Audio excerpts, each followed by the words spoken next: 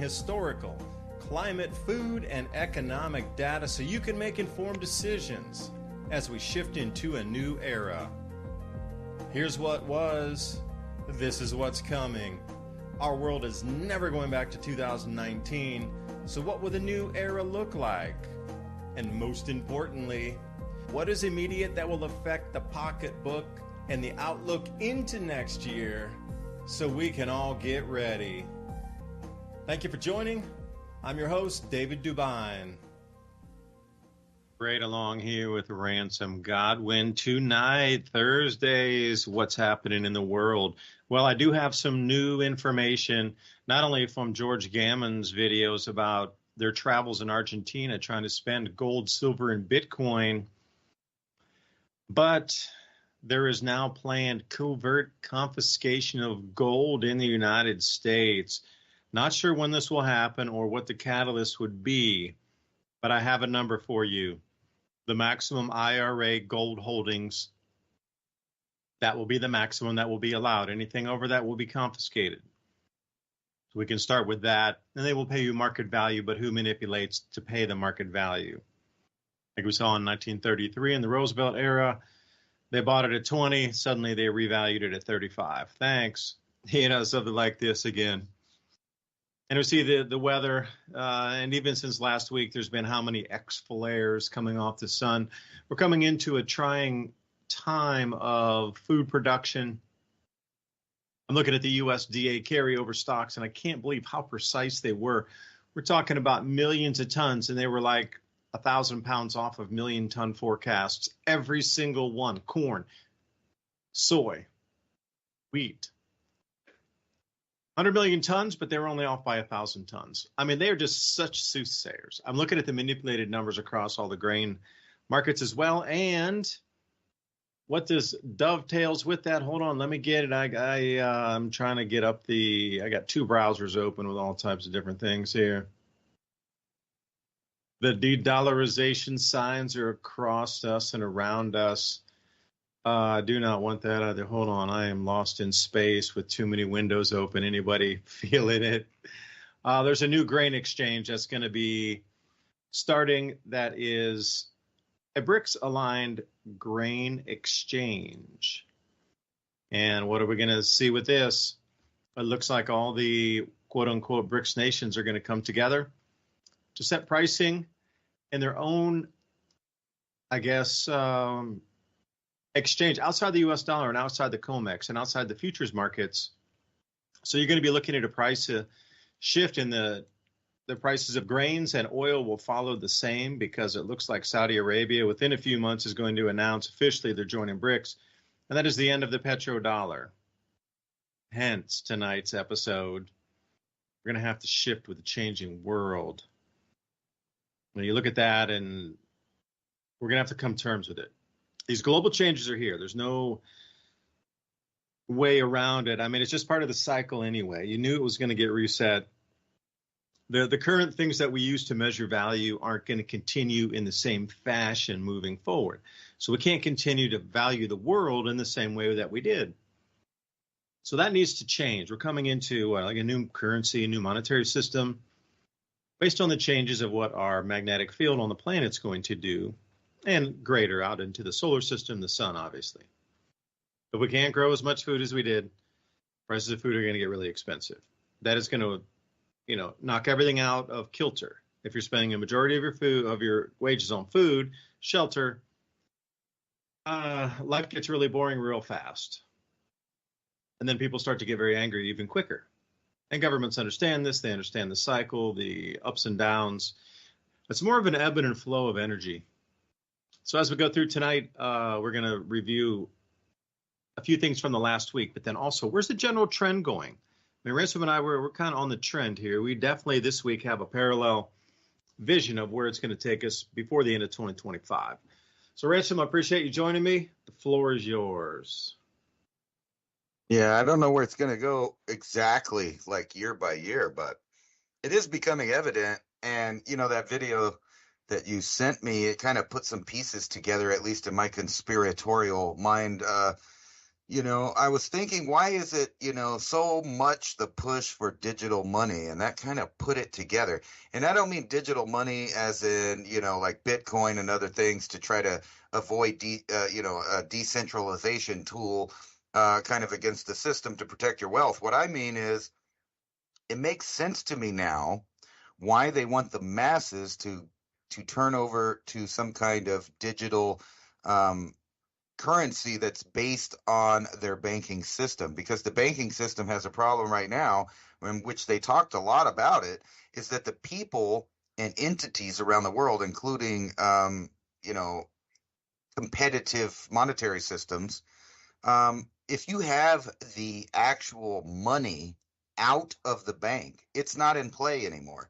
And they can't do much about that because it exists and it's there. I mean, they were showing Argentina and their money just decreasing in value. But the fact remains, like here, when you have large amounts of money, the bank can't depreciate it as fast, and you have it in hand. And not only do you have it in hand, but you can use it because mostly everybody else doesn't realize that there will be a point in which that money is not worth anything. So it makes sense that they're going to change over to this digital, what is it, a CBDC or whatever, that's tied to your social credit score and how you behave. And this will eliminate, for one, people owning real things like large amounts of gold, right? Because that won't help them in that system. And I think that's the whole idea, is to transition people over to this idea of owning things that don't really exist. If you know anything about the gaming industry, it's set up now basically on a slot machine mentality, where you could win these imaginary things to make your digital character, your digital self, look different, act different, or appear different to other people. And at the same time, they're kind of adding this idea of, you're buying digital property, digital clothing, all of these things that are digitally not real in real life, right? You can't warm yourself with a digital blanket. But there was an episode of Black Mirror that kind of reflected this, no pun intended, in which people went to the point of even, showing little rebellious icons, right, to emulate somebody that sold out to the system. But they were going to cut their throat with this piece of glass, and the glass became like a little digital fad that everybody was wearing in the digital verse while they continued to be slaves, but pushing out that uniqueness that's actually the same as everyone else.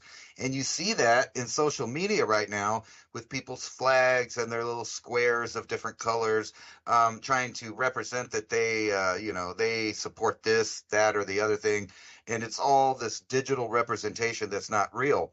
Now, when they have generations of people accustomed to this concept and idea of, ownership in the digital fake world is more important than ownership in the real physical world, then you could see how they could steal people's, I don't know how you would call it, the future wealth, the wealth that they were going to have by birthright, inheritance of a nation or inheritance of a monetary system. All of that can be taken away slowly through this digital deception.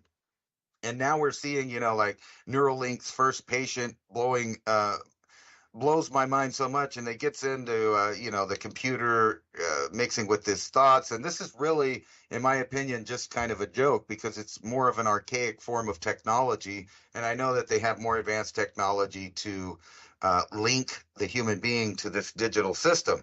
And if they can convince everybody to, have more importance on digital money, in the backdrop, the real powers that be are collecting all the gold, all the silver, all the platinum, all the real estate, all the water rights, everything that actually matters to anyone that lives in the civilization that we're in. And at the same time, they're kind of giving people these fairy tales, like Elon Musk saying humans will be living in cities on Mars in the next 30 years.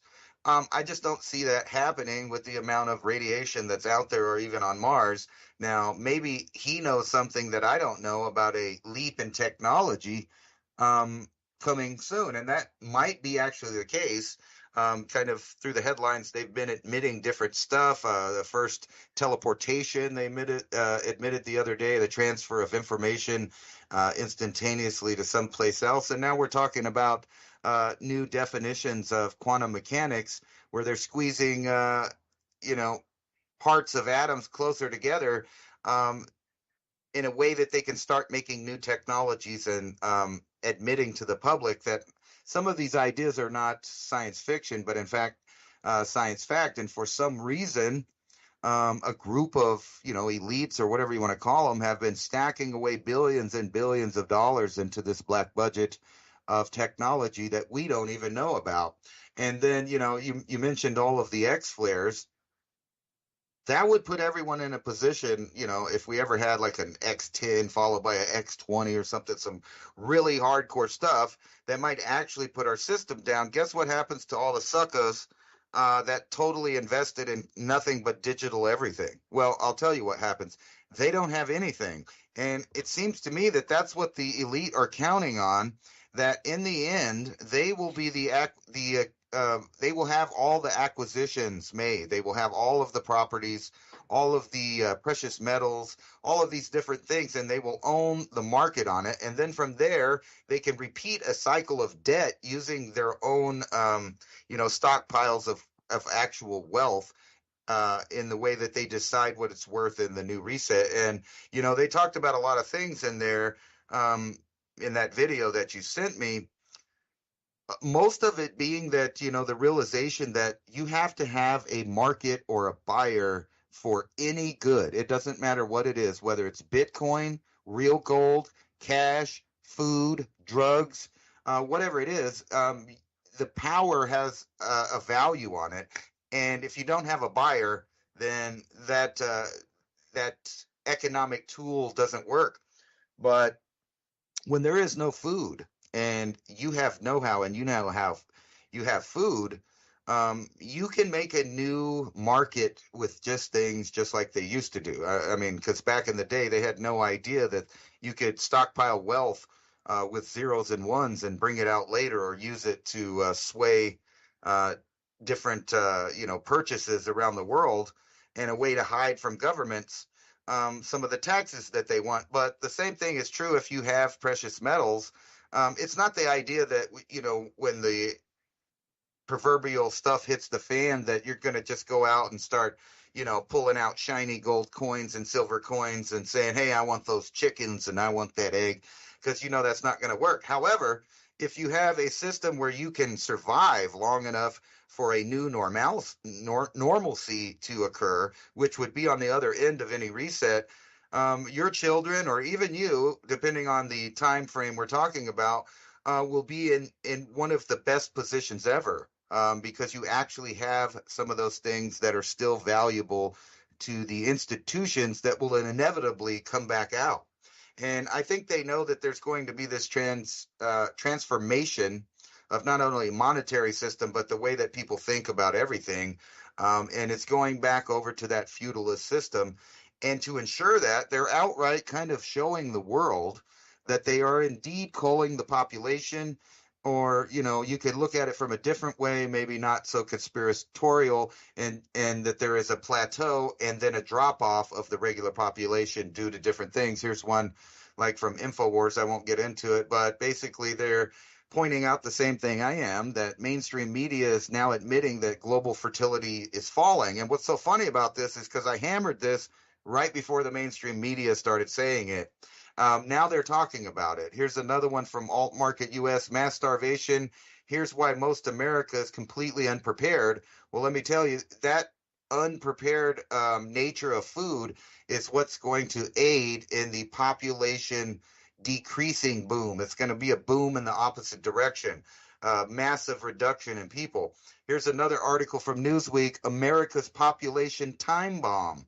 So everybody's coming to terms with the fact that the world is now having trouble reproducing. Now, it doesn't seem like a big deal now because we have 8 billion people. But in several generations, that number exponentially decreases, and especially with some of these programs that they have going on. So if you're an elite person and you're wanting to reset, this would be the exact time that you would start all of the programs necessary to mastermind the next evolution of civilization. In other words, you would enact all your programs, not for now, but after everything gets reset so that you'll have a handle on the power. And here's another one. London climate professor calls for culling of human population by pandemic with a very high fatality rate. So it's like they're pushing for the idea in all areas. Here's another one. Dutch woman 29 granted euthanasia. This kind of I'm going to say mental illness it was against the law in most places, and it still is. But now countries are changing over to this idea that, hey, we don't have to force people to do stuff, but maybe we could let them volunteer for it if we completely bombard them with propaganda about them being the problem of the entire world and the entire human suffering. So Dutch woman 29, she's granted euthanasia on the grounds of mental suffering. So we talked about that a couple of weeks ago. Would that happen? Well, yeah, it happened. And here you go. Here's where the AI fits in to the shrinking population. Bumble founder says the future of dating is your AI, and it will date other people's AIs and hook you up with the best matches according to the AI.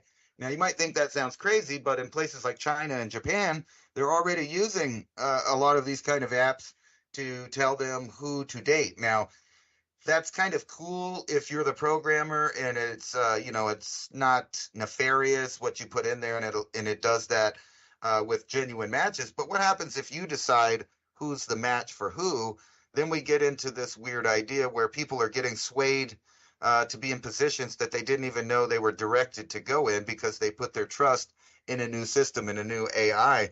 And now the money's all going to be tied to that. So everybody that's alive will have to deal with this digital thing, or you could resort to things that I guess will be considered a black market in the future, which will be these digital currencies and gold and silver and stockpiles of product of different kinds, if you get my drift. And it could be anything, food. Unfortunately for us, the governments of the world know this, and that's why they're kind of stockpiling all of the resources themselves. That way, less of the population has the ability to have it. And I think the farmers in Europe have just now figured this out, and they might be saying no. So I'm seeing the stages definitely of a massive propaganda war against people, especially in Europe, where they've allowed their populations of newcomers to outnumber the amount of people that are native to the area, so to speak. So I'm seeing that would never happen, dude. That would never happen. It's already happened before, right? And now we have the tinderbox set up for people to be just angry enough and just distracted enough to worry about mass deportations and stuff like that, because, well, it's in their best interest. But they don't realize that they're being played from a higher level, so that they're all in strife. They're all doing the groundwork for any real world war as far as nation factions intervening in these things. And I was going to get to it in a minute. Now you see around the world different politicians that might swing a certain way or another way, getting assassinated or attempted assassinated. And you could start in Japan and then just fast forward to now. How many Duke Ferdinand moments have we had already, and how many more will it take to get everybody in position for what they want? Depends on how quickly the timeline needs to move along, and what event is determining the timeline. Because it does seem that it's a slow milk wealth trickle here. Now we can see the world splitting clearly. If you hadn't seen Putin and Xi Jinping, I mean, the absolute most royal state hero's welcome for Putin over in China was just off the hook. It was as lavish, as any state visit could be. And then our own politicians from the United States go over there, and they only have somebody like third rank down in some sub-parliamentary division just handshake and kick them onto the airplane. No red carpets, nothing. I mean, the difference of that alone shows you how much the United States is disregarded in China, how much disrespect they have for the United States, and how they've been planning for years to overtake. Since they control the manufacturing, I mean, obviously, if we go to robotics and many more of these types of systems, but the United States and the Western countries are going to be down for a minute in the economies and not so prosperous and able to purchase. If they're the manufacturing hub of all robotics and AI programming for robotics, how far ahead do you think they're going to run? They could choose to sell us or not. And it's not just chips. I'm talking fully functional robots in terms of Boston Dynamics, yes, but the things that are going to replace everybody else's jobs in terms of factory robotics, etc. If they say no and no more repair parts, then what? Okay, well, we start to grind to a halt slowly. They'll need people again until the economy is prosperous enough to start buying that technology once again in mass. But how far ahead would they be? And would they choose to even sell us the robotics at that point in the AI technologies, the coding? Because you look at American weapon sales, we never sell them the state-of-the-art stuff. Doesn't matter who they are. Everybody always gets second-rate, second-generation equipment. America always keeps it to themselves, the first gen. Would it not be the same with robotics and AI programming? And it would be exactly the same. So then we would always be getting second gen. Once you look at this world running away, and the cooperation between India, China, and Russia and Iran is absolutely just so many levels above anything that they're showing you in the news. Because I've really been starting to follow this. You know, I was talking, a year or so ago, especially with the Arctic Century. And Andy Schechtman from Miles Franklin and I have had a couple of different talks about this as well. I mean, this is going to run, and there's no stopping it. That's the whole point. It's a little bit difficult to stop. Because I wanted to come back to the grain exchange for the BRICS-aligned grain exchange. Now, if we just look at it from a numbers point of view, this in itself could entirely upset the global balance and availability of food. And what do we get every grand solar minimum? We get into this food unavailability that rocks society to the core. So before I even explain it to you, I would ask the question, do you think it's a good excuse why grains will be disrupted and there will be hungry spots on the planet as a way to explain away why there's hungry spots on the planet? That's how I would even preface it. Would this be a great excuse for food shortages? Because we're going to have to reshuffle the grain allocations, the grain markets, the grain delivery, the grain pricing. So the BRICS alliance accounts for 42% of all global grain production and 40% of world consumption. They're kind of even on that. Estimated output, 1.24 billion tons. Now they consume 1.23 billion tons, and we're only talking about Russia, China, India, and Brazil. So these break off and they go, and they only trade amongst themselves. They don't use dollars any longer, and their pricing is set by themselves, their trading block, not COMEX somewhere that's forcing down the prices. How will this affect the rest of Europe and the United States, Australia? It would break the markets is what it would do. Because if we look right now at Shanghai Gold Exchange, they're offering about $200 more per ounce of gold that is being offered either in London or here in the United States. So traders don't have any allegiance. They're just sending endless amounts of gold. I guess over the last several months, 370 tons has gone through the Shanghai Gold Exchange just because of the arbitrage difference in the $200 per ounce. As I spoke about before, during the Lunar New Year, or Chinese New Year, this year they were encouraging citizens to buy 1 gram of gold. Give it as a gift, keep it. They had these cute little piggy banks made of glass where you could see your gold bead inside. But just in the last 2 weeks, that stopped. They told everybody, we've achieved our goals. Now the central bank needs to buy more gold. So please, citizens of China, start to buy silver. And obviously, since China said it first, an enormous amount of other countries in the region are also following along. But Thailand has been buying and a major silver producer forever. So this shift from gold to silver, watch a lot of things get drained out as well. And I think they're offering 50 cents more per ounce in Shanghai for silver than they are here. It doesn't sound like a lot, but if you're talking millions of ounces, that's a lot. Oil and energy also is going to split. 60% of the world's energy will be controlled by BRICS, and they are going to come up with their own trade unit called the unit. And this goes back into the central bank digital currencies and units of account. Now, there's a huge amount of new information coming out, and as of yet, there is no name for this entity. It's called the unit. And the BRICS, who are gold mining nations across Africa that are going to be joining, and those that produce energy, that in terms of OPEC, they're setting the rate for 1 gram of gold for 1 barrel of oil. Now, how will this play out into, excuse me, 1 gram of gold, 1 barrel of oil equals how many bushels of wheat? 1 gram of gold, 1 barrel of oil. Those are the two medium of exchanges that you can trade them 1 for 1. Now they're going to use that 1-to-1 trade and swap it over into all this grain business here as well. So how many bushels?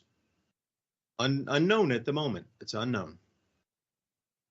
But this is going to be a direct swap trading mechanism. Now, keep in mind, while all this is going on and they're switching monetary and currency systems, the US dollar will still be out there. It's just how much will it be used? And if it's outside of the realm of most of these countries, then that means our military is going to have to shrink because we just won't have the demand for all these treasury bills. I mean, yeah, we could print it ourselves, but then what would we do? Just make extra money printed for... That's not the same as loaning it out. And that's the whole thing about George Gammon's video, which I learned, and I was trying to understand the principle better is, yeah, all these dollars come flooding home, but most of them were just made out of thin air anyway as loans outside. They weren't treasury bills. Treasury bills and loans are two different things. So all the extra money that was given out to the world in terms of loans, if we were to come back to the United States, it would balance itself at zero because it was zero when it started. They just made the numbers on the computer and then they changed the balance sheet number, and those people were able to buy a building. Okay, when that money comes back, it balances back to zero. What doesn't balance back to zero are all these treasury bills that we're selling out because there's interest due on those. I guess we could print to finance the military, but for how long? You can only print your own money for how long? That was the whole thing is this equivalent, the unit that's coming in, is absolutely going to dominate a minimum of 40% of the planet. And they're going to digitize this. So for an example of a real world assets, if you understand RWAs, I would highly suggest digging into it. RWAs are the equivalent of you understanding what Bitcoin is, what Ethereum is, and how they can write smart contracts on Ethereum and also Solana. The movements of monies like Litecoin and this sort of thing, Stellar Lumen's a little different. But if you are in the basics of understanding cryptocurrency world and realm, you first have to understand what Bitcoin is before you can understand the rest of it. And then you get into the Ethereum blockchain protocol where then you can write contracts on that called smart contracts. Once you get those two base layers, you can see how the world works. So what they're going to do is they're going to take like 100 barrels of oil equal to 100 grams of gold, which is 30, if you're going to do 28, about, let's say 3.5 ounces of gold, just to make it easy math, and we'll make it $2,000 an ounce, not 2,300 like it is now. So we're still looking at what? $7,000 for that value of the 100 barrels or the 100 grams of gold. we'll call it $7,000. That is going to be wrapped up into a contract that says this smart contract right here is worth $7,000. It's worth 100 barrels of oil. It's worth 100 grams of gold. It's convertible. And whoever owns that contract can then choose to keep it as their own store of value because it's going to be backed by gold or oil or grains, a physical thing, metals. Or you can choose to give it to somebody else to settle a debt.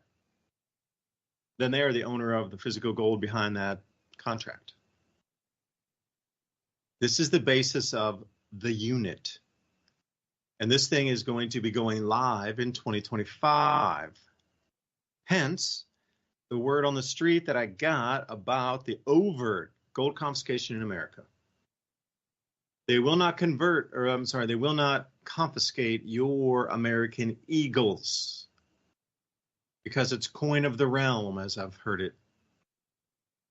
Anything outside that coin of the realm, like if you're holding Krugerrands, you're holding Maple Leaves, you're holding Philharmonics, you're holding anything that's not an American mint gold coin, that can be confiscated.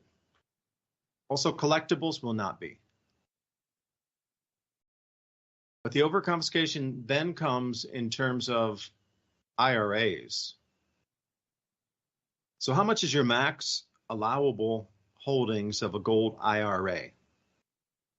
That will be the max allowable amount of an American to hold gold. Anything over that IRA maximum will then be confiscated. And this all rolls together into one larger picture where we're at the end. We're not going to hyperinflate as of money coming back with devalued dollars to pay off debts issued that were spun out of thin air. Those will balance back to zero. What will not are these treasury bonds that we're going to need to pump into infinitum to try to then fund when there's no longer a line of buyers. And this is where it gets into this murkiness of what's the timeline on this? How much would our lives change? How much would our prices go up here in America natively? Let's see, these are some things I don't have answers for, but I have a basic understanding of somewhere by 2025, the unit is going live, and it will encompass 40% of the world's commerce and raw materials and foodstuffs. And at that point, we won't be able to pay for our military. I can't hammer that home enough at that point. And I'm not a fanboy of any war whatsoever. I am just get our troops. So we have so many problems here. The last thing we need to do is have, 800 or 1,800 military bases around the world, however many there are now. We just need to bring it back. We need to lay off. Got ourselves in so much trouble. Do you think Mali they wanted us out because there's an opportunity finally after 50 years to get us out? Get out. And it's going to be like that nation after nation, nation after nation. Just Americans get out. And it's already started to sweep across Africa. We're at some point not going to be able to afford our military any longer at the level it is now. And we're going to follow something just like Great Britain. And I wonder where that will leave our world, but the restructuring of it is going to be, well, fascinating for some if you're prepared, terrifying for others who are just holding on by, the coat strings in a hurricane here. I don't know, Ransom, which way do you think it's going to go? And have you heard about the unit? There's been quite a bit of talk these last few days about it. You heard anything about it? Yes, actually, they have a whole these little. It's like superhero and supervillains. We have the squad. I don't know if you've heard about the squad, but it's the whole group of the Anglo-Saxon Empire, like Australia, Japan, and the United States and the UK, so we can combat and contain China. So we're gonna have the squad versus the unit, right? And we see the lines dividing through Europe, Africa, and South America of the people that are either going with the dollar or they're going with the BRICS, right? But what I've been noticing is this seems to be all tied up to, the conflict that they're about to push. Where is everything going to realign? And, just judging by the headlines, let's see here. I'll put together a little weird picture what I think it's going to go. So we all know that China basically has the most abundance in rare earth elements. So in order to fight an AI robotic and I guess you could call it kinetic warfare that's everything but nukes. So all of our smart bombs, missiles, ballistics, all of that stuff. It all needs microchips and rare earth elements to make those chips, and so do all of our aircraft, plus all of our older equipment. And you kind of brought this up. So the only way that we would come out on top, if you're saying that the United States hasn't been compromised by a world government pulling its string, say we're still some kind of sovereign entity over here. Best case scenario is we're holding back advanced technology to at the end of this battle. But before the battle, and let's talk about the battle we're talking about. So China is already showing moves that the first battle will probably take place in space. China rapidly developing space weapons with nukes, kamikaze satellites, and robots. Then over here, you got Russia launched research spacecraft for anti-satellite weapons. So we're going to go with the satellite warfare, which if you know why that would be, that's strategic, and the robotic warfare on the ground. So whoever has the satellites still in the sky, well, they're the masters of the robots at that time. And then you got this whole idea of industry, right? So if all the countries started competing really fast in some kind of robotic commerce war for products or even military equipment, we would lose that war, obviously. Our manufacturing has been shut down. We really only export weapons and garbage here in the United States. I mean, that's basically it. Now, there's food also, but obviously in some kind of world war scenario, supposedly our leaders would be using our resources for us, but who knows if that's the case, considering the current form of our country right now is sold out to the highest bidder, whether they're foreign or not. So foreign entities are buying up all of the resources in the United States. It looks like a sinking ship or a company that's being partitioned and sold off piece by piece. And then in Europe, they're totally prepared for this upcoming war. Poland ramps up border with defenses, with bunkers and missiles. You got Germany talking about introducing conscription for all 18-year-olds. It goes on and on. You got Japan. They're ready to kick everybody out. World's friendliest country suddenly orders crackdown on foreigners, and a huge shock to some people. They were told from the top to find out, who doesn't belong here. Keep an eye on them, and not only keep an eye on them, treat them rudely and mess with them. Search them, find out what they have. So you're about to see some weird stuff progress. And then here, back to the digital currency. The Belgian government will intervene to ensure that prostitutes do as the pimps tell them, because they're there to protect the people. So in a new law in Belgium will allow pimps to seek government mediation if prostitutes refuse to basically work more than 10 times in a 6-month period. And they've introduced legislation. So we're talking about a totally crazy collapsing governmental system that targets its own citizens in the Western world with an upcoming world war. So how does that work out? Well, obviously, if you degrade the living situation of people in certain countries, it's real easy to motivate them if you tell them, hey, we just got to go over there and kill these people so that we can have a better time. It's classic. It's old. They've done it before.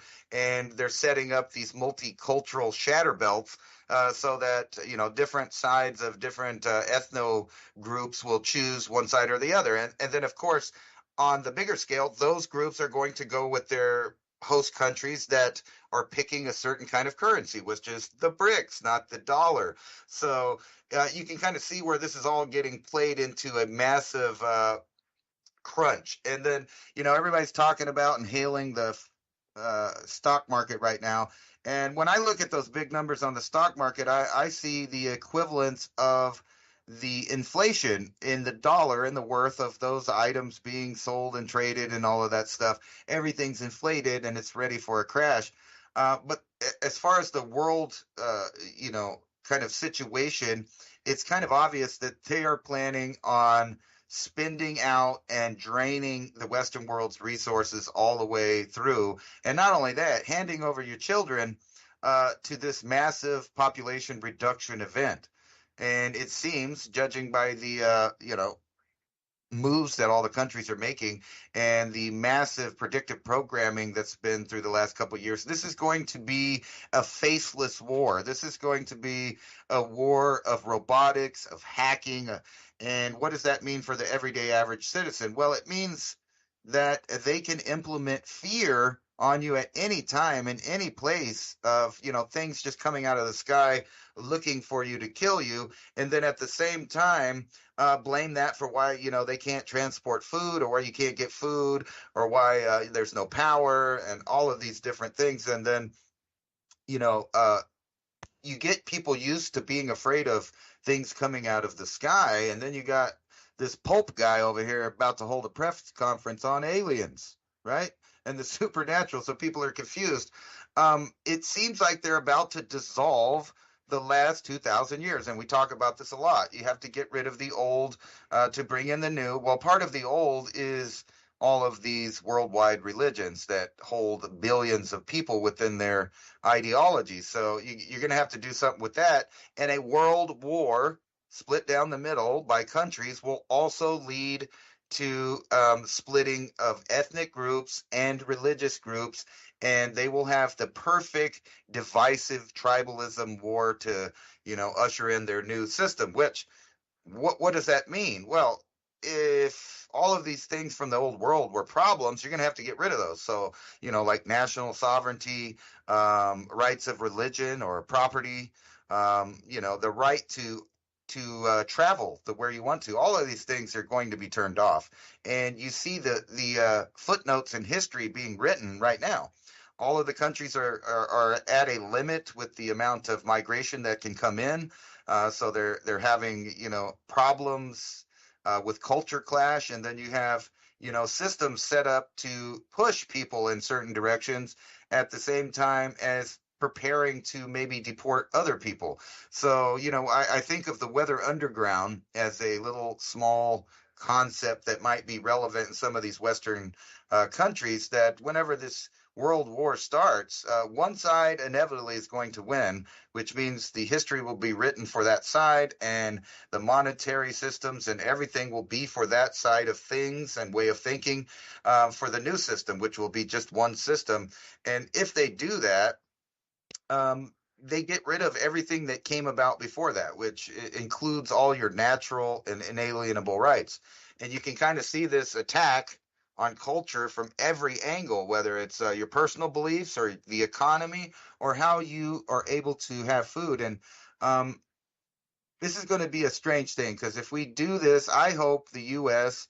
will pull itself together like it has the potential to do, and shown in the past that we could do. I mean, we did live through a Great Depression. We were, hard up for a little while, but things progressed. But how did they get it back going? Well, we had a major world war to redecide who gets the wealth for a time period. The question is it your side of the world that's going to be on that winning side, or are you the one that's slated to be in the poverty sector? And I think I sent you this link to the InfraGard. I bring this up every so often.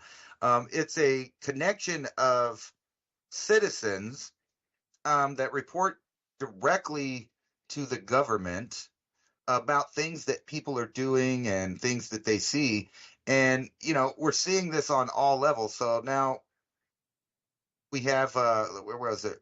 Here it is. I lost my spot there, but basically they're finding new ways to get around any legal rights that you have, and find ways to spy and keep track of you. And now we have rumors, of different cells in the United States that are loyal to one of or more of these other groups around the world. So I see it at a special place that they're about to pull the plug. But don't disregard the Pope and what he's saying about extraterrestrials. And keep in mind that, the mainstream media has also been more open in pushing the idea that this is something that we might have to deal with soon. So whether it's real or fabled, I think they have more rabbits to pull out of the hat. And I think we have a long way to go. I would think several decades of some of these programs coming to fruition to get it exactly where they want it. And, when I'm looking at, I don't know if you noticed that the portrait of the king has been out, and, all kinds of people have flipped it, and it really looks demonic, and the whole coloring of it's demonic. And you know that this guy's from one of the elite families that go back to Dracula, that go back to the Prophet Muhammad, from different lineages. These guys think that they rule the world. And keep in mind, this is the guy with probably one of the biggest amounts of gold in the world. So if you can take all of the gold out of the system and all of the precious metals out of the system, you can cripple certain nations, certain people, certain ways of life. And it makes sense to me that China would be telling people to buy a little bit of gold, because each little bit of gold, guess what? It's not in the central banker's hands, and therefore they can't manipulate its value because they don't have control over it. It's like the diamond trade. I'm sure there's more diamonds than the ones out there for sale, and they would sit on those so they can control the market. And that's been, the big case with a lot of things. They do it with oil. And isn't it ironic that right when we're coming into a time that countries might mess with the supply of oil or the price of oil, that our leaders over here thought it was a good idea to drain our national strategic reserve and then not replace it. So it seems that the plans are for us to fail here. So you better be taking care of yourself, because no one else is going to help you. No one else is going to take care of you unless you've already connected with other people and made counter culture civilizations, I guess you would say. Yeah, it's going to be different for each person in each different place. So as you were talking there, I was looking at farmers in bad positions, not a good position. And at the same time, what are they talking about with the bank failures that are coming? I mean, you look at the Economist magazine, the new economic order, they give you the free PDF, at least for the beginning of it. It's out there to try to pre-program your mind that it's already a done deal, that the new system's coming, there's nothing you can do about it. They want to start to fragment, yet save parts of the old by using World Trade Organization, but they want to fragment it into a new system of trade. And, they go through this thing from the 1930s and how, tariffs caused America's woes in the 1930s and the Depression, and it dropped 40% in just 2 years because of tariffs. Like they're setting your mind for this gradually and suddenly. Broadcasting, it says if it's a SOS signal or some sort of Morse code, middle-income countries like India and Indonesia are now going to be the beneficiaries. Places like Britain and South Korea, not so much. And then what do I find here? A related article. Farmers warn food aisles, these are British farmers, will soon be empty because of crushing conditions. Like I say, each place is going to be slightly different. Not everything's going to go to zero, never has, never will.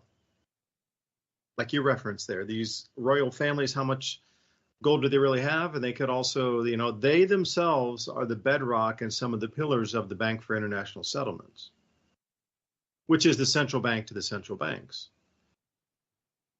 That wealth, you might call it Templar gold. You could call it Solomon's treasure. I don't care what era of history when people owned millions of tons of what you today, and in terms of almost all gold on the planet was in their hands.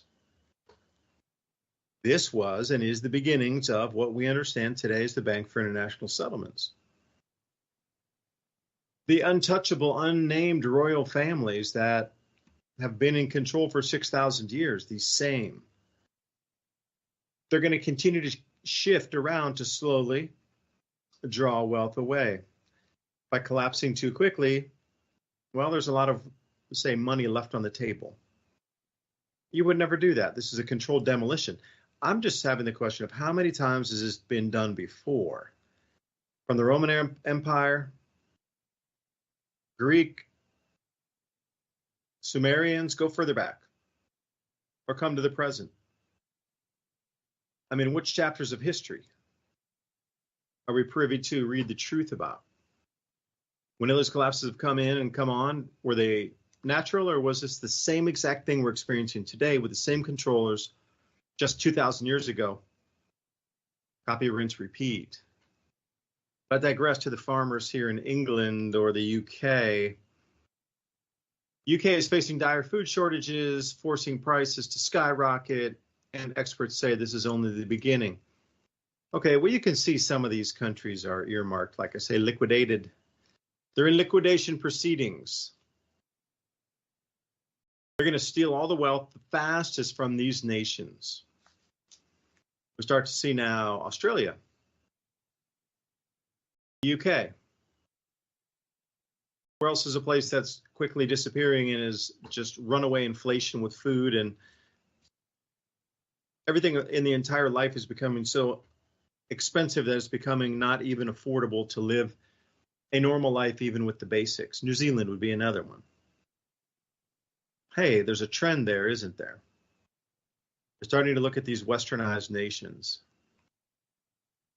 Why is it that the Western nations are being singled out? When you look over at places like China, bountiful growth. Not as much as they want at regular 8%, which they always try to achieve 8% growth. But compared to anything that we're seeing back here, it's astounding. So why are coffee prices, beer prices, wine prices, every possible thing that you can purchase price going up in terms of, I thought the dollar was the strongest thing on the block. Well, if that's the case, then it should have kept its value and we shouldn't be experiencing this inflation at all. If it's the number one King Kong on the planet, then we should have the most stable currency. Unless it's being inflated away on purpose. See, that's what I don't get is all these articles that I read, they're talking about a massive shift from one system to another, but in the interim here, the dollar will reign supreme during this time until it doesn't. Just even taking that into context, why is there so much inflation? Why is life becoming so unaffordable for many? Why did my insurance premiums raise 30% when I've never had a claim? I talked to the agent, well, the materials are more expensive. If they have to make a claim, it's going to be more expensive. We should have decreasing prices here. With all those people using the $70 trillion around the world, 70 trillion. And King Kong on the block, strength of the dollar, that means some of these things make no sense unless you look at it with a different set of lenses. And if you look at central banks pushing in the inflation rate to try to strip wealth, well, they've done that since 1913 here in America. Our Western Five Eyes nations, or the Western aligned bloc, is the one that seems to be being milked at the moment. Now look at it as, all right, it's transference. So what happened when these Western nations started to come together, say circa 1100? What we see today in our world really began around 1100 AD. That consolidation of wealth and power yet again into, it's almost as if the Roman era had straggled through that time. And a lot of people say that the timelines are not exactly true. They're off by several hundred, if not 1,000 years, depending on who you would listen to. But that would make sense if there was lost time somewhere, 500 or 1,000 years of lost time. It would go from the Roman era straight up into the reconsolidation, the reconfiguration of what we consider the Templar era. Like that would make more sense than anything if that skip of time was right there.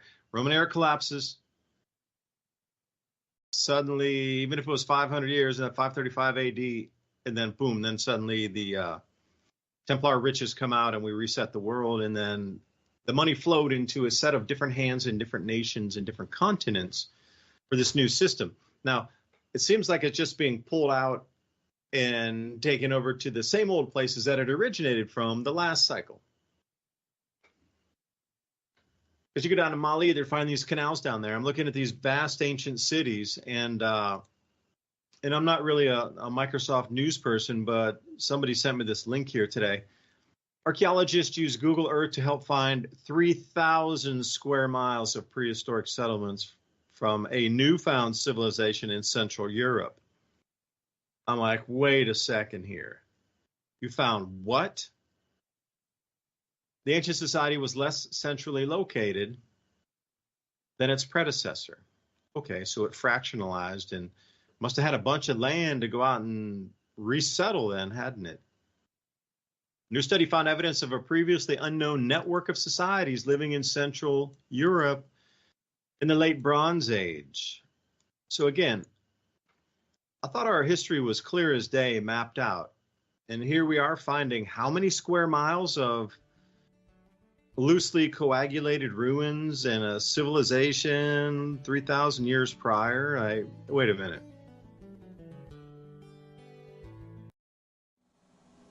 This is Mysteries in the Histories. A mysterious manuscript, roughly 250-page book written in an entirely unknown language and writing system. It's been carbon dated back to the 1400s and includes illustrations of plants that don't resemble any known species, believed to have been intended as a medical text. It's named for the Polish book dealer who purchased it in 1912. This is the mystery of the Voynich manuscript. Since its discovery in 1912, the 15th century Voynich manuscript has been a strange, mysterious cult phenomenon captivating the minds of many. Its first confirmed owner was Georg Barisch, from 1585 to 1662, an alchemist from Prague, who discovered it in his library. Barisch tried to investigate the manuscript's origins to no avail. The manuscript, full of handwriting in an unknown language, zodiac symbols, naked women and strange objects like unknown plants, seem to be from another time, or even another world. For centuries, this book repeatedly changed hands. When it was purchased by Voynich, who posited that it was authored by Albertus Magnus, an alchemist, or Roger Bacon, an early scientist.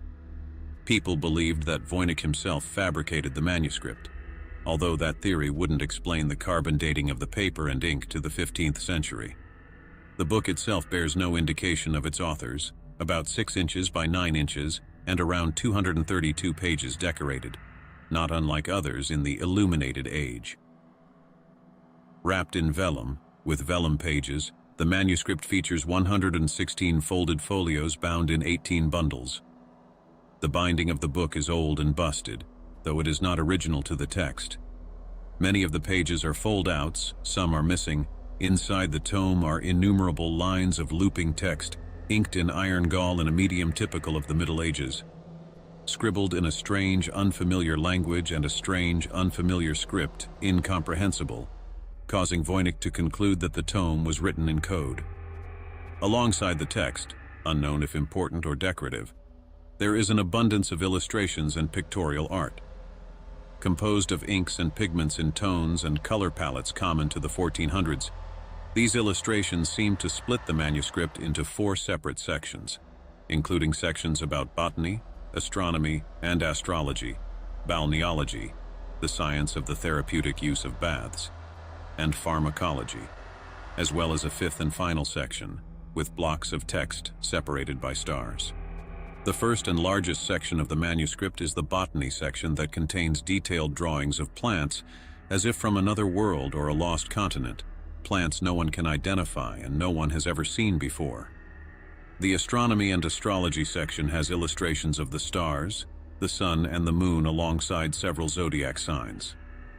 Immersed in strange, shared baths, female figures frolic through the pages of the text's balneological section, while the pharmaceutical section is filled with what appears to be medicinal plants, indicated by the inclusion of medicinal bottles throughout this fantastical illustration. Like Voynich, many modern scholars suspect that the manuscript's text is a ciphered form of a familiar language, with their theories of the tome's latent linguistics flitting from Latin to Nahuatl, the language of the Aztecs and Toltecs of Mexico. Others say that the text is an artificial language or strange shorthand, and others still see the text as meaningless scribbles. The theories of the tome are, thus, all over the place, with no one opinion snagging widespread support. The Voynich manuscript continues to mystify medievalists and confuse cryptologists centuries after its supposed creation. it remains as impenetrable and inexplicable as ever. But is this truly one of the mysteries in the histories? A book on female maintenance? Maybe. Want to see the full episode? Sign up for the show notes and the link will be in next week's email. Ransom Godwin at Mountain High Time is locked in a basement writing new episodes to keep your addiction to mysteries facilitated. Signing up for the show notes, you get behind-the-scenes thoughts and points we sometimes can't relay over social media platforms. Brought to you by ITM Trading. ITM Trading has spent the last 28-plus years developing a team of expert researchers and gold and silver analysts to make this possible. Simply put, we build strategies which are historically proven to protect your wealth and assets through any economic downturn. 866-834-1422. That's 866-834-1422. Go, wait a second, they were far, far, far more advanced, or something was very different than they've told us previously in terms of waterworks, technology, interconnectivity, propulsion, amongst others. I don't know, I was going somewhere with the point, but welcome back. Second hour, Mini Ice Age Conversations right here. Dave DuByne, Ransom Godwin, taking you through hour 2. Revolution Radio, thank you for letting us speak here. It seems that the censorship laws are really starting to take hold across many a nation on the planet right now. Those all went live on May 1st, and it doesn't take but a quick 2 weeks, and people are being arrested left, right, and center because of their thoughts and ideas, people being pulled aside. You can't think that way. You're not allowed to think that way. You can only think this way. So the conversation shall continue here on Revolution Radio, and I hope you can join us every single week along with other hosts. So consider a donation right here, running costs, production costs, keeping the station on air, all live so we can compare notes and ideas. I mean, how much more change can we have before you really start to point at the actual cause of the problems? And this is what I'm seeing too. It doesn't matter if it was Occupy Wall Street where they started to point fingers at the correct people. And once they did, you're not allowed to protest anymore. We saw the same thing in Canada. As soon as they started to occupy the city center, going, hey, you all politicians and your central banks, you're all the cause of our problems. Now here, I'm going to make a bold prediction because I want to start us off, and Ransom, I want to see what you think. I'm going to drop you back into 2019. I know it seems like a super long time ago. It really does. But at that time, remember, they were protesting around the world central banks. There were 22 protests going on in 22 different capital cities against central banks in the nations where they were having very high inflation in 22 countries around the world. They figured it out. They all started pointing the fingers. They all started protesting at the same exact vestige or entity that was single problem for every single nation on the planet in unison. And then they're like, no, you can't protest. And then suddenly what happens in 2020? We get a visit from the spike protein. And then everything stopped on a dime. You couldn't go outside, and there's no more protests, and nobody's really protesting central banks any longer, are they? But what are they protesting in unison now? We start to see across the planet multiple protests, people pointing fingers as they were at the central banks earlier. In unison across the planet in almost every nation, now there are protests, all supporting the same groups of people and narratives. So I would ask the question to you, Ransom, do you think there's going to be something else in the woodwork coming along here that'll also stop all these protests? But you got to remember, it's only a certain demographic that is protesting. The thing about the central banks protest in 2019, it was everybody from the moms pushing their kids in strollers all the way up to the 75-year-old man or woman with their retirement savings being stolen, and everybody in between. Like the countries would just stop. We're like, we're not working. You guys are stealing our money. We're not going to work. You guys, and they would protest every single day. It went on for months, plural. But this is a little bit different. But I'm just curious, when will be that final percentage rollover where enough people are protesting all in unison, all on the same laser niche that it's causing a problem enough where they're going to have to start to reset the world again under some guise of something else to make everybody get off the street and stop protesting. Because it seems when we come to this point, when people really find the real culprits for whatever it is, it doesn't matter, that you suddenly lose your rights to be able to protest. Canadians, they saw what's happening. We're next. So anyway, Ransom, welcome back. Second hour.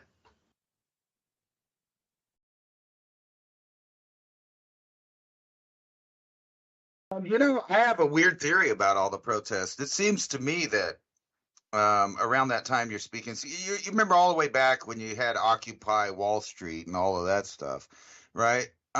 It seemed to be at the beginning an organic grassroots protest against the elite. Well, that got co-opted very quickly, and the government also baited out all the people that might not like that one world banking system, so to speak. Later, we had other protests for other things, and they continually amped up and allowed protests to get out of control, all the way up until some of their own little plots and plans, in my opinion, that they wanted to use to frame a narrative. So they allowed certain peoples to get violent, destroy stuff, like $2 billion worth of stuff recently. Lots of protests. And then different groups started protesting, right? These aren't all the same type of groups, despite being treated, a certain way by government. So you have the Greenies. You have the anti-colony movement, I guess you'll call it, the people that like to call everything racist and everybody racist. Then you have the farmers' protest about unfair treatment by governments, regulations, and stuff. They set these two groups against each other in the long term, but then sometimes, people from both sides of that realize, hey, wait a minute, those people are kind of saying some of the same things we're saying. But behind the scenes, they're getting paid for and pushed by the very top. Now, why would they do that? So there's a couple things in play, in my opinion. First off, they're getting people used to having the feeling that they could lash out and claim entitlement. That's number one. So more and more excessive use of protest into the violent spectrum of it. And that's okay. Now, if you're protesting for certain things which are pointing the strings out, you might get, kind of snuffed down or a police action against you, like debanking you or actually, physical force on the street. But in either case, you have all of these different various reasons and groups being pushed to protest for one reason or another, despite whether they're controlled opposition or not controlled, or maybe both sides are controlled for a certain outcome. But what you do have is a bunch of people now that have lived through a time period where it's okay to protest if it's the right thing, and maybe even get violent if it's the right thing. Now, what happens when those same people and those same groups are now hungry? They're starving. They actually have a reason to be out there protesting, and they have, a real physical need to get out there and protest. Well, they've already trained them, so to speak, to go ahead and be violent. Take what you want.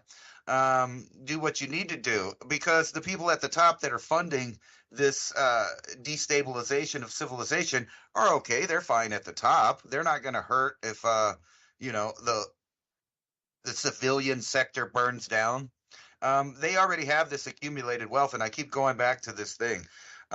Everybody's still kind of behind the times on the trip that the elite push these programs for the reason of money.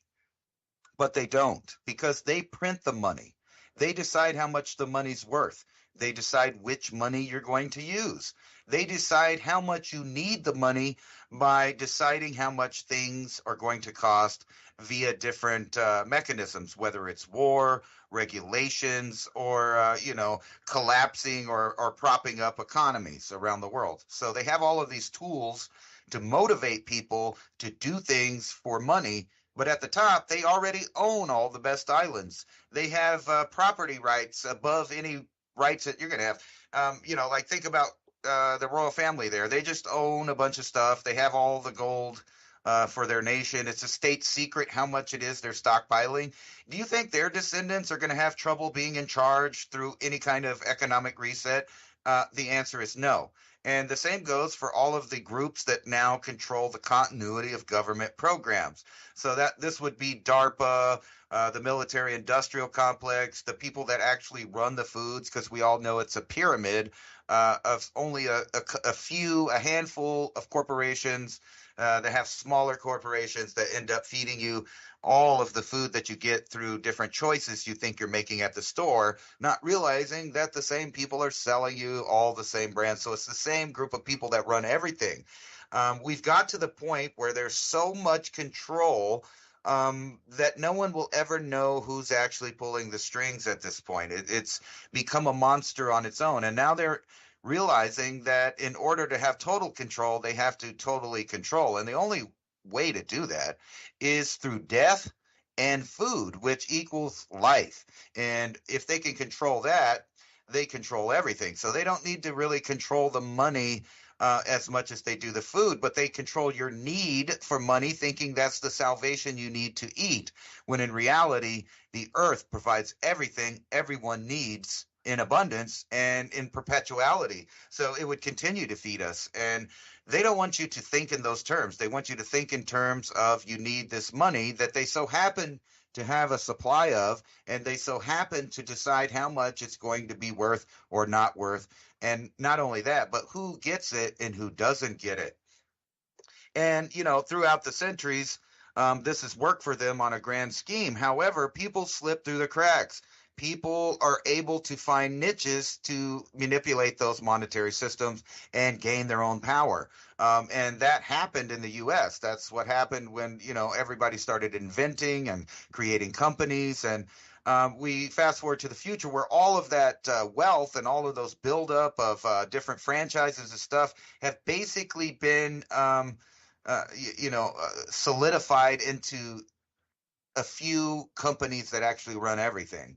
So although there was a plethora of different people with businesses creating middle class, nowadays it's less so much that and more the same few 1% of the 1% own everything and decide what the regulations are going to be. They decide which countries will go to war.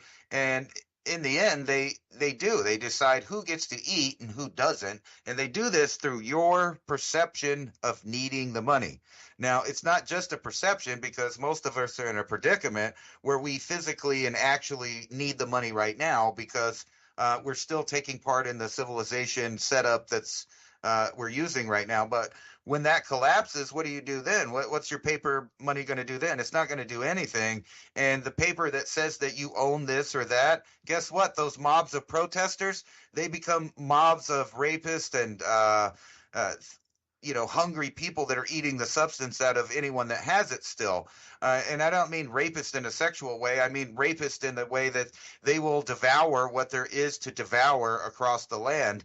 Not only because they think it's a necessity, but they have the same mentality that you do, and that is, I want to live and I want to survive. The problem is they've been, pushed into a different frame of thinking, setting them up over decades incrementally, and to the point that the destabilization actually is seen on the streets. And that's what we're talking about, is mass protest, mass rioting, flash mobs, theft, murder, all the stuff that you can think of. And that's going to happen in the Western world. The reason we know that is because it's already happening. And speaking of which, I wanted to ask your opinion on something. Let me see if I got the right page up here. It's the 10 most dangerous states here. And there's something ironic, like a pattern recognition that I latched onto here. If I could find it, here it is. All of the states I noticed are the states that you might want to retreat in and buy some land and be out in a remote part. So let's look at the 10 most dangerous states in America, and I'll go through them really fast so you can respond. So number 10 is Missouri. All right, so you would think about that. It's a lot of backwoods, a lot of country. California, massive state, lots of remote places, lots of country, lots of wilderness. Also, number 9 for violence. And then we go up, and it's states you would think, of, if I, wanted to grab my go bag and go out there, I'd go there. These are those places. Oregon, violent crime rate skyrockets there, number 8.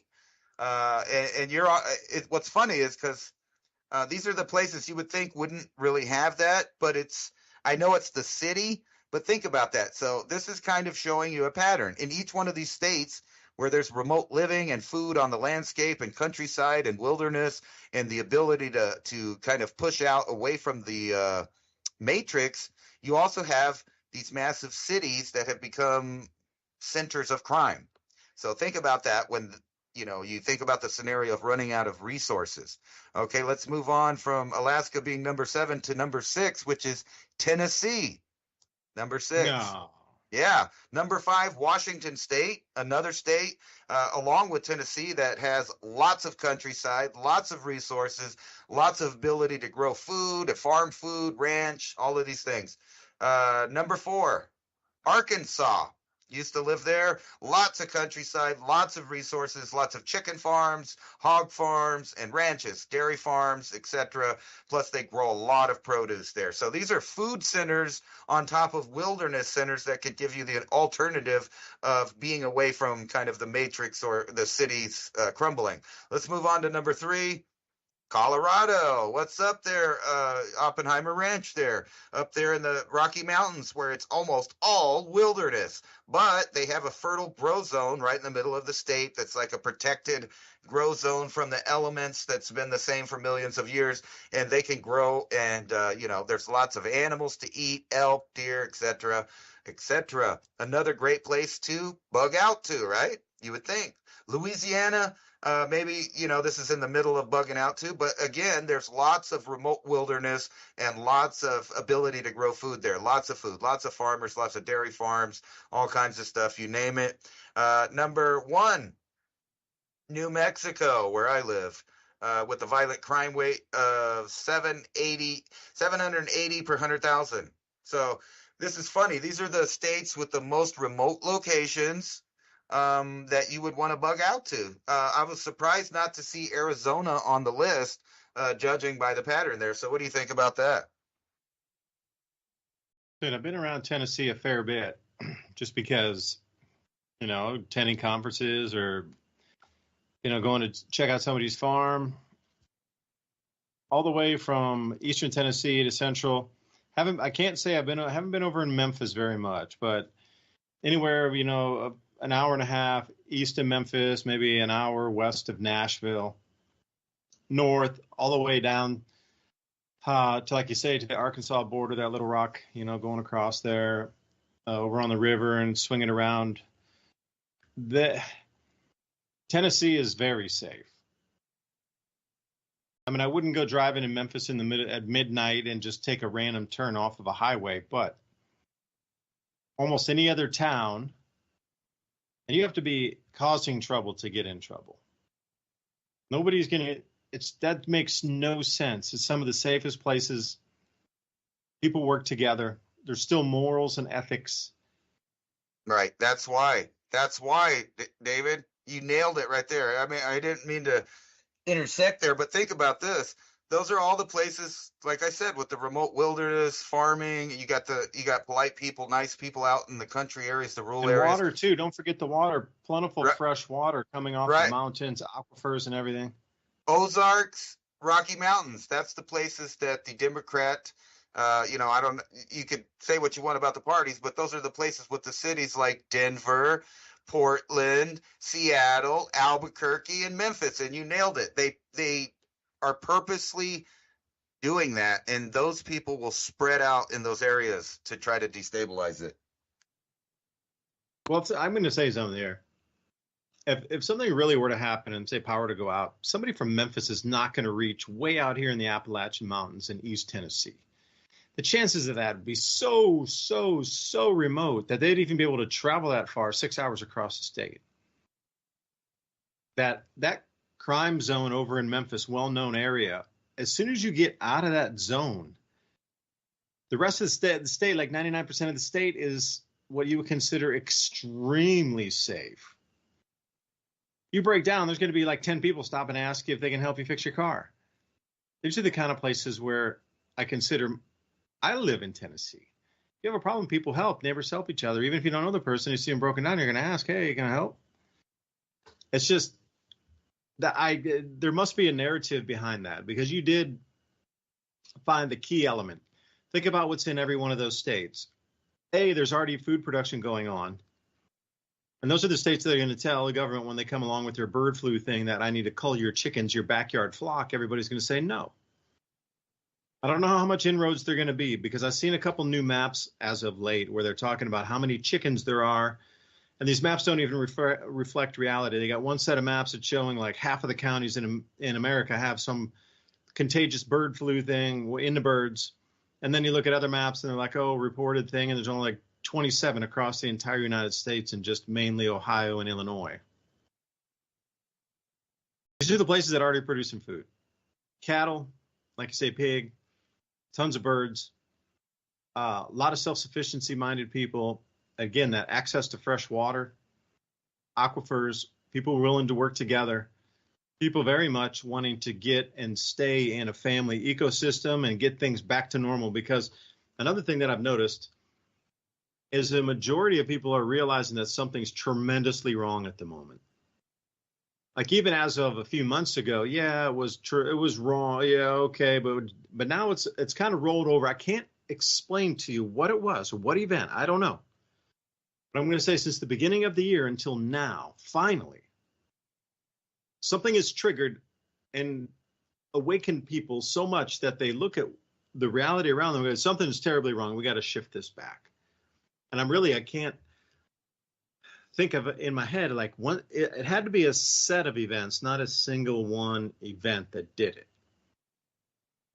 But for some reason, the awareness of we got to turn the ship back is all encompassing now. And you know where it is mainly located in those same states that you're talking about.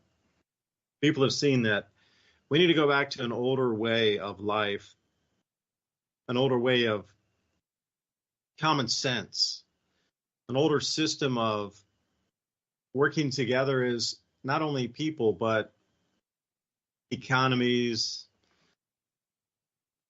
The Great Awakening is happening, and it's mainly in those same states you're talking about. And the difference is, instead of just sitting and talking about it, a lot of people are starting to take action in these same states to do something about it. Predominantly getting their freedom cells together, starting to grow food, all these conversations, community gardens are popping up. They're getting others to connect in case there does need to be some trade to go on, that they've already had these relationships established and built. So if something does happen, it seems that there's like a movement of electricity from one community to another to know others. And it will not fall apart down here in those same states you referenced. If it were to go, it would go for a few months only badly, and they would pick themselves up in those same states you mentioned, and they would dust it off and be like, we're not going to live like that. That system was a failure. We're not going to do it again. Don't try to bring it back here again, and we're going to start like it was. Let's bring it back to Leave It to Beaver, dude. Rewind the clock. That is the direction all those states you referenced. I mean, selectively in California, some areas, Oregon as well. But if you're talking about the Southeast U.S., I can just say the general person is just tired of the world they're living in terms of the degeneracy, the lack of common knowledge, or what you consider common sense, this false dichotomy of narrative where what you know is truth is now considered something you're not even allowed to talk about. And the reality of something that is so bent and twisted 180 degrees from real world, you can't discuss without having your job possibly affected, your life being ruined. You're never allowed to work again because of things you've said or conversations just of common sense that you would like to speak about. That's the world in the Southeast U.S. People are so tired of it. You have no idea. If there's any way to rip free and break free of this grid of madness, they will happily do that and replace a system in a fifth of an eighth of a second. But that's the thing, Ransom. It's all the states you mentioned there, at least in the Southeast U.S. Like you could probably talk a little bit better about where you're at and California and Oregon, but I could see why they wrote that article. Don't move down here, because the more people that move with your mind frame is just a larger force to contend with. They're going to try to scare you away from these states. Be very afraid.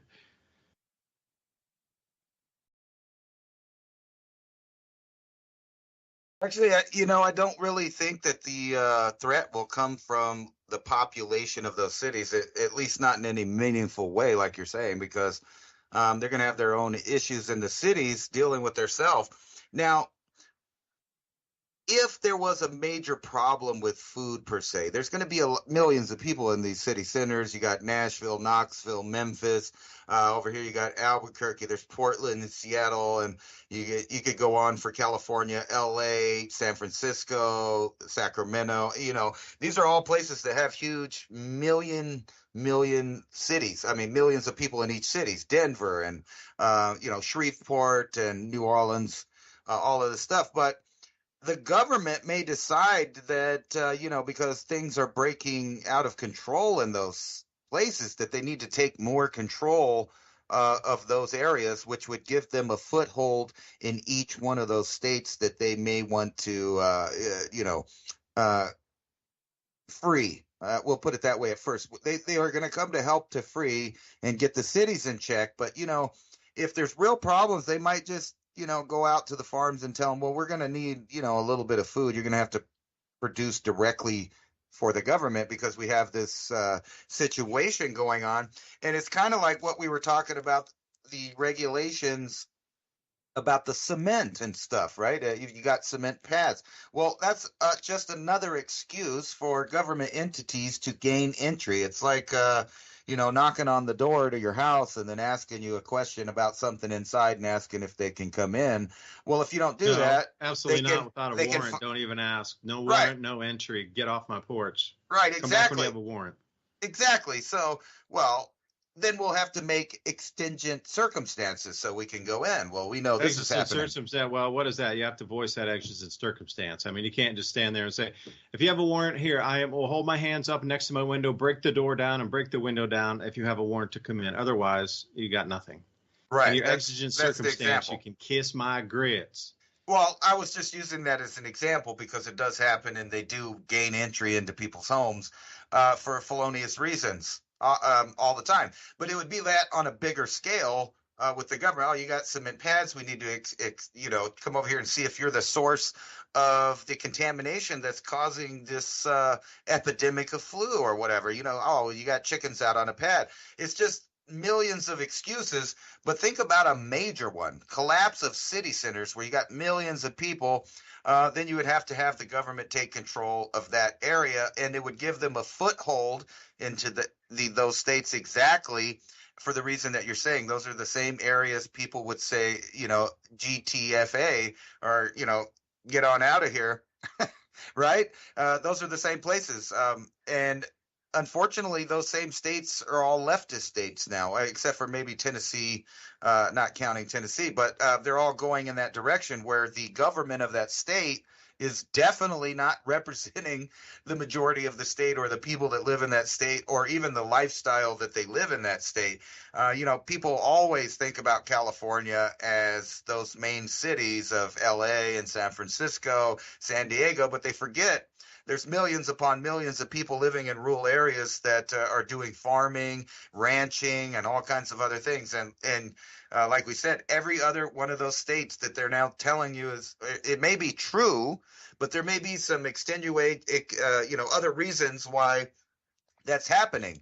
And one of those is the influx of methamphetamine and fentanyl into all of those same states, but only in the cities, which bleeds out to the rural areas, the smaller farm towns, which makes what? More criminals even out in the rural areas. And Arkansas would be a good example of that because I did live in the country there and did a lot of country jobs and different stuff. And one thing that I found out is, guess what? A lot of people are on them drugs, like a lot of people out there robbing and stealing out in rural areas, despite the risk of losing their head from the property owners. So, maybe those people wouldn't be such a problem, but millions more that just want, or, they've been brainwashed into thinking that they deserve it just for being there, and somehow it's being held from them, which will be exactly it's going on right now, and you can see it in a large scale. Matter of fact, I just watched a pretty funny movie, and despite it being funny, I could see the predictive programming in there to tell you to not like specific people, and those specific people happen to be 70% of the population of this country and like half of the population of the Western countries as a whole, and include the farmers, ranchers, and the people that produce food. And they're trying to a good example of this is in the 20s. They were having a lot of problems in the Appalachians.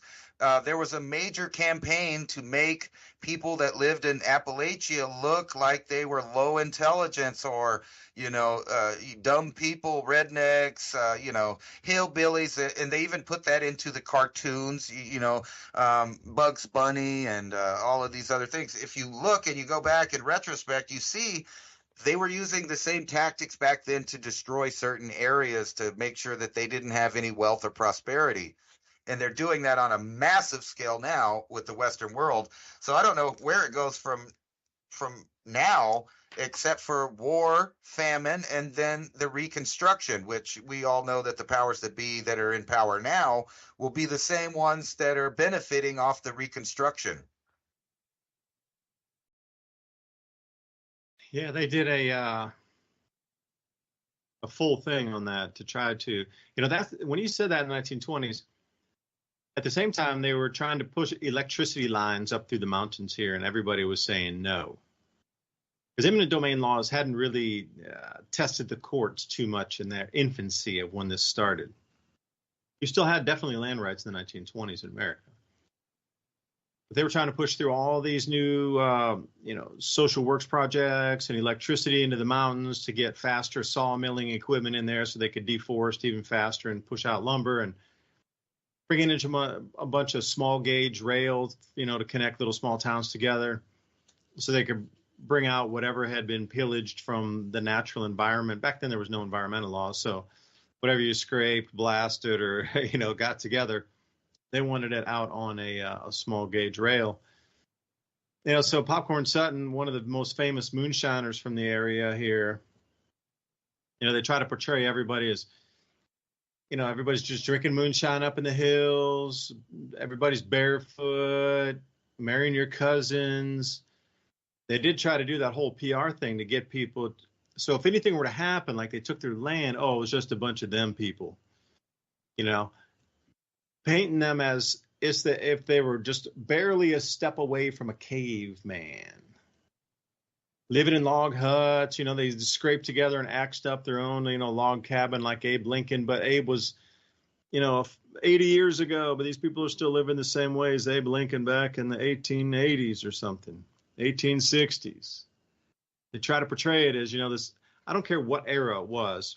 Abraham Lincoln, after he was assassinated, that old log cabin thing kept sticking around forever. So you're talking 80 years after that. Well, he's still living like they're in the Abe Lincoln days, and they kept trying to paint people like that because they were nearly self-sufficient. They didn't want their supermarkets. They didn't need them. They didn't want the electricity. They didn't need it, although it would make life easier. But in the reality of it, they were so totally self-sufficient, even from making their own motor fuels with this newfangled thing called a car, automobile.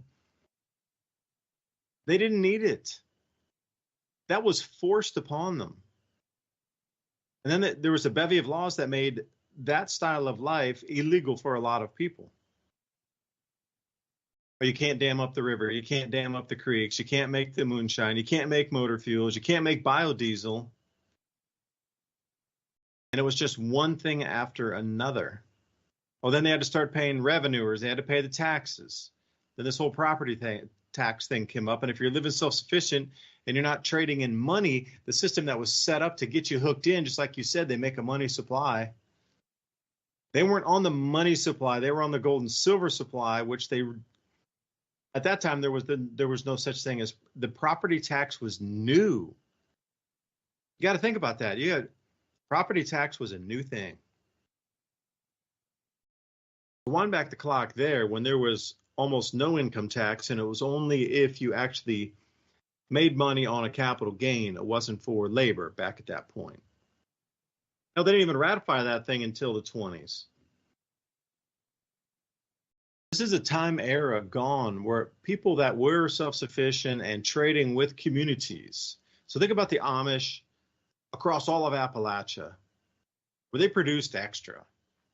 They were able to trade with the outside world and get those things called silver coins from the outside world, but otherwise, they were already making so much in trading that they didn't need those silver coins to get the things they needed. They could trade the food they produced. They could trade the finished products of food that they produced. They were living in an ecosystem outside what we considered monetary commerce. And that could not, there was millions of people doing it. That cannot be any longer. They have to be on the system. Like Rockefeller and that oil thing coming in, don't, heaven forbid you use an electric car back in the 1880s. You got to put a meter on it. And all those moonshiners double refining and triple refining down to their motor fuels, you can't have that either. So all those laws come in, and you got to get on the Rockefeller pump at the gas station. You can't create your own motor fuel from corn, ethanol. That's the craziest thing is those moonshiners were using corn to make ethanol, to make the motor fuel. Yeah, moonshine became illegal, and then what were they doing? Only the government-mandated factories could produce the ethanol, which is the same grain alcohol that the moonshiners were producing. And now go buy it at a pump from a Rockefeller station. And it just goes on. Reefer madness, that whole thing about the million oodles of products that could be made from the hemp plants. It's been 100 years, more than 100 years. And finally, we're starting to allow to use the plant after 100 years. So you can just see this demonization. And that was that whole campaign of demonization from the 20s with the Appalachian folks all the way through the Reefer Madness era. Like, think about how much they swooped out of the society and took people and put them back on a system again and removed ways for people to stay independent and trade amongst their own communities just in the 1920s and 30s alone. They took 20% of American population off of self-sufficiency at different levels and put them all onto a metered system and then drove them into a world war where after the victory gardens were finished, you were fully back into the supermarkets, and almost all self-sufficiency was removed by the 1960s. Look at that transition from the 1920s to the 60s. 40 years of eras gone, and then suddenly we're back in the system. Now, we've just continually just dove down on the deep end on that, getting onto the system. Because for the majority of my life, there were supermarkets. It's only this newest homesteading thing. I think COVID drove home a lot of people. You need to get self-sufficient. But prior to that, and prior to all these problems in, say, 2019 with the banking collapse and the COVID coming in, there weren't as many people even getting into homesteading or growing their own food back then, even 5 years ago. It's exponentially more now because of these global events that occurred. So taking everybody from the 1950s fully into a metered system of life, from everything from your electricity all the way down to the food that you got, and you only got it at the supermarket. I mean, yeah, maybe your grandpa grew some maters or something like that. Maybe the uncle threw in a tater plot, something. But otherwise, almost everything was bought from the supermarket, like 99%. So see how everything was narrativized to reverse. Now, what's the narrative today? That's my next question, I guess. Well, where do you see it moving to? So the broadcast of the 1920s was, these people are so backwards. Dude, they're living like they're living in the 1860s in today's 1920s world. OMG. We need to get them into the modern world. We need to take this away. We need to control that. So where's the messaging moving us to now, Ransom? I guess I'm living in a log cabin. Well, actually, I'm living in a log cabin, but Right.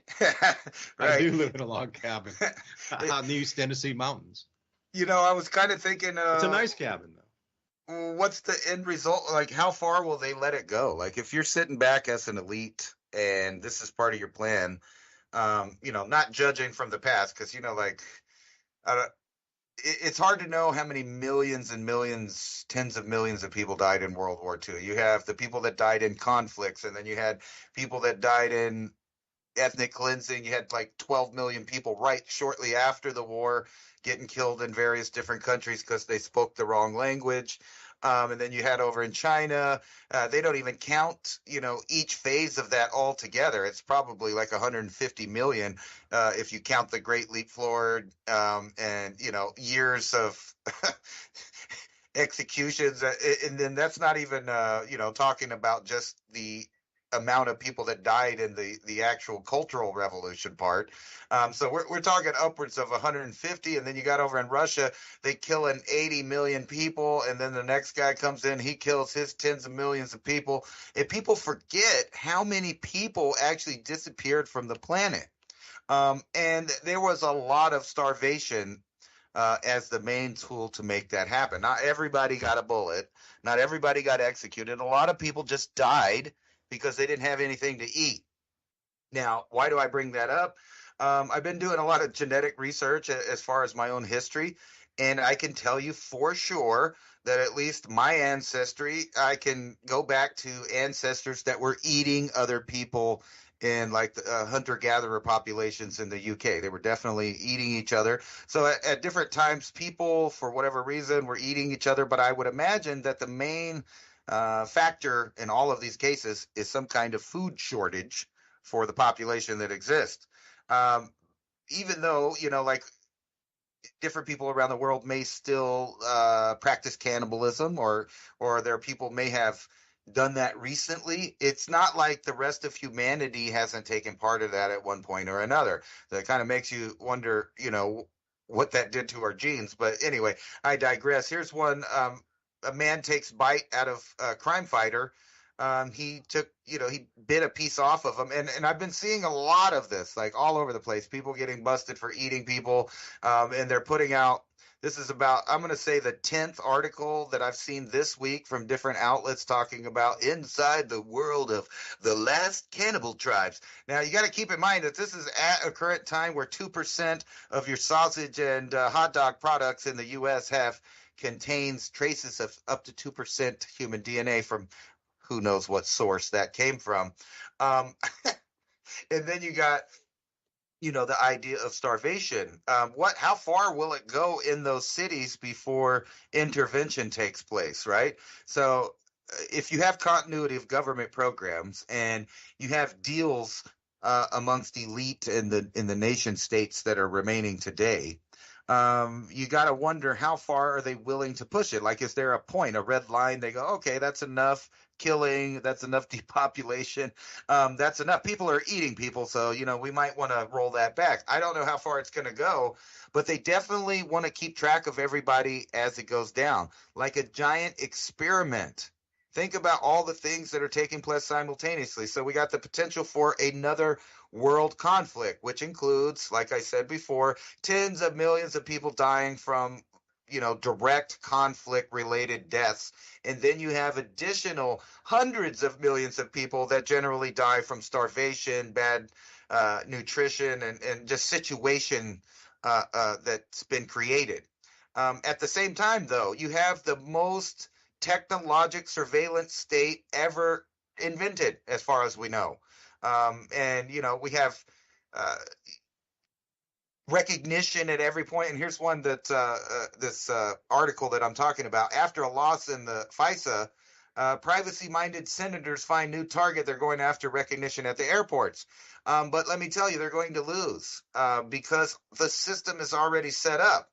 And people don't believe in the elections here. What happens when, they start blaming one guy or another guy, or one party or another party? Or, to circle it back to what we were talking about, what if you tell the people in these cities that the reason that you're hungry is because those farmers and those truckers out there were protesting and they weren't making the food like they were supposed to, and they're all a bunch of bigots and racists, and they don't want to feed you, so they have what you need out there. They have it. Could that happen? Well, let's ask the Chinese. Did that happen? Absolutely, it happened. And guess what happens to all of those millions of people that survive the cleansing that happens after that. They get put in work camps. The people that institute the revolution will be the new workers in the following regime, right? Because that's just exactly what happened in China. Most of the people that brought you the Cultural Revolution either got killed afterwards or they got put in work camps for decades, you know, to help out. Didn't end too well for them, and I don't think it'll end too well for the Western world with what I call capitulators, which are the people in each country that are helping dissolve the situation that they have. You know, I'm not totally saying that we absolutely have to have nation states as a part of human existence here, but at this point, those are the last firewalls to tyranny that we have on the earth. And those are dissolving rapidly with world government. And on both sides of this potential conflict, which is basically Russia, China, its allies against the United States, NATO, and its allies, they are going to force some kind of resolution. And guess what? All of the top people, they don't care because they're still going to be there at the end of it. And that's why I think people just don't get that concept. Especially in Europe. I feel like they're going to punish Europe really bad this time, but I don't think they'll be alone. The United States has been letting in so many people that we have factions from every area of the world. So whichever way the geopolitical environment goes in Europe, there will be the same things happening in the U.S. sponsored by the same people. That's where I see it's going. Yeah, I'm wondering what the time lag on that is. Events in Europe before they transition to events in the United States. The farmers to blame. Well, they did the same thing in the Ukraine back in the 1930s. Those pesky farmers, they got so rich with their wheat exports. That's the reason the rest of the country's so poor. So greedy farmers were getting so much money from their wheat exports. Oh yeah, they started using better machinery, better seed quality, better fertilizers, and they were able to increase, true story, their output by 3 times. Now, it's not like those 10 or 20 times gains we've gotten since the Green Revolution of what we consider chemical fertilizers, NPK, and all the different GMOs and all the different weed application products and things, that are going to fight for the same nutrients in soil. You have to think about that. And going into the 1920s to 1930s, this was a massive shift globally. Whatever occurred then occurred across the globe. That old way of life from the 1880s to 1910s, 1920s had to be dispensed with and bring in a new system. So the farmers, Ukraine, take it back to the late 1920s, they were, let's say, at total production of where they were. Suddenly in Europe, they started to produce some different machinery, and they brought that in, and they started to use it themselves. And wow, they were, becoming quite wealthy because of all these production gains. It wasn't,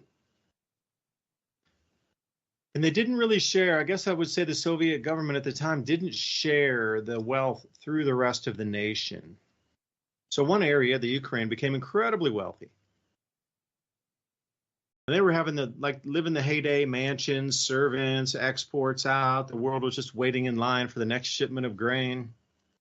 Those same ports that you hear about today were the same ones that were exporting back in the 1920s and 30s also.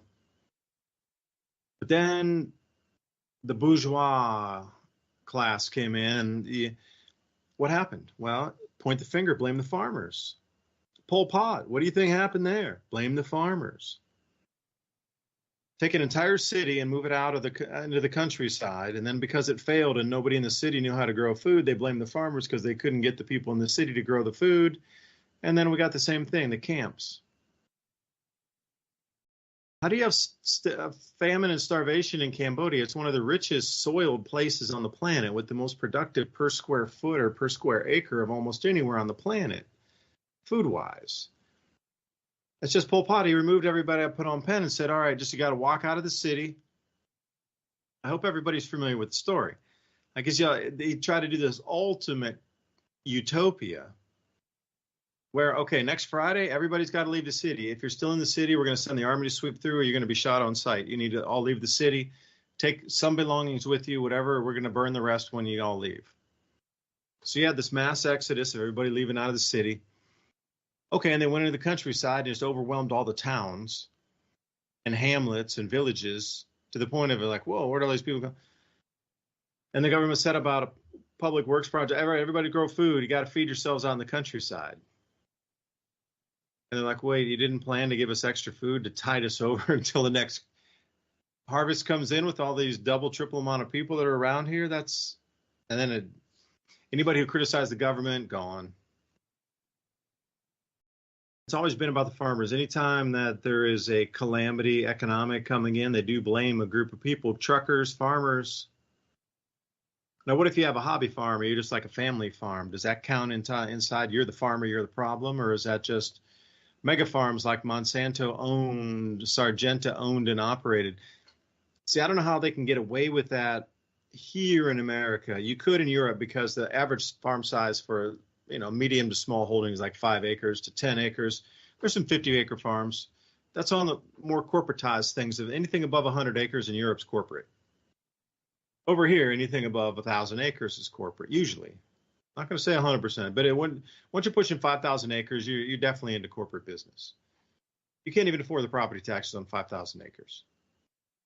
Of prime pasture land, that's going for like $18,000 to $20,000 an acre, 15, even if it was 10 grand an acre at 5,000 acres. What's your property tax going to be? Even if it was just like a few percent, 50 grand a year, 70,000 a year just for the land, minimum.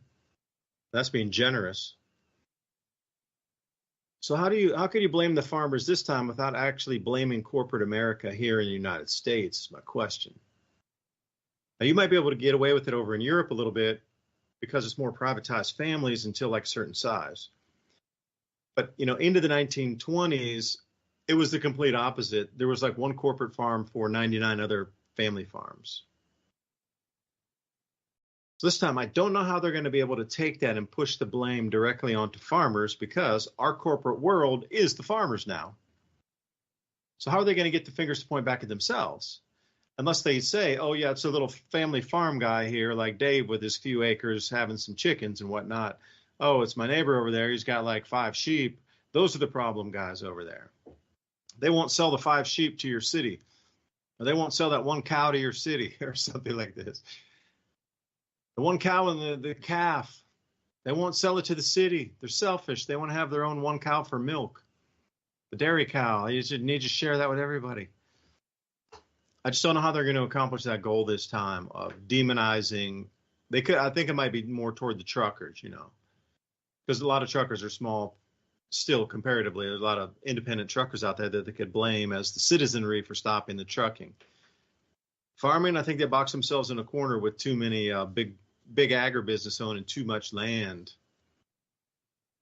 I don't know how it's going to pan out, but this time it's going to be a little bit different than history. I'm looking forward to having a time machine, and looking back at this era and seeing who was pointed at as being the reason for the collapse. It's never going to be the actual people who caused the collapse in terms of politician, the leisure class, these royals, etc. The real money brokers, the real power and wealth on the planet that's been around for, like I say, thousands of years. So that'll never be blamed. It'll be somebody not driving their truck. It'll be somebody's little tiny 5-acre farm that caused the whole system to collapse. I don't know if you agree, but I guess I'll leave it there. Well, unfortunately, I think it's very easy for them to do that. They use various, social mechanisms to blame people, but it seems like, throughout time, it's not hard to get a mob going to just point the finger at those people over there. Hey, look, they have a house. You don't. Hey, look over there. They have land. You don't. Hey, look over there. They've saved for the future. and you didn't. And you know why you didn't? It's because you couldn't, because they were hoarding and they were greedy. It's not going to be hard to tell mass amounts of people that the reason that they're hungry is because these groups of people are hoarding resources and won't capitulate to the world government body so that they could, equally distribute everything out to everybody that feels like they're entitled to have it. They've done it before in other places, and that idea is catching hold here in the U.S., and we have to fight it every second. Fight the whole idea of, Marxism. That's what it is. That's the tool that they use at the beginning, but we know the end result is a fascist communist state, and that's what they want for the whole world. We have to fight it at the local level.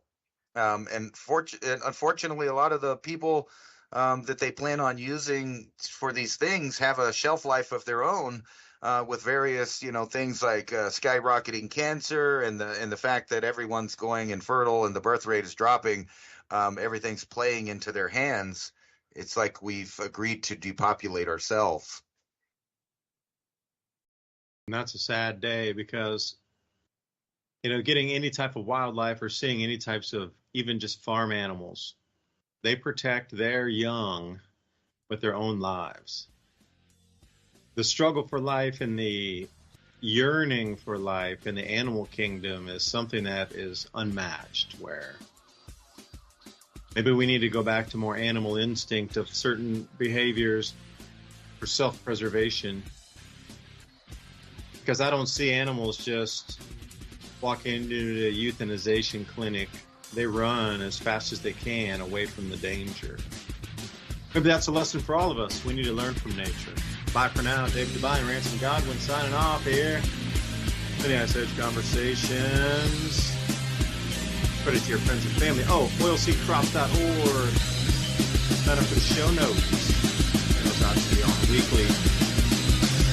Bye for now.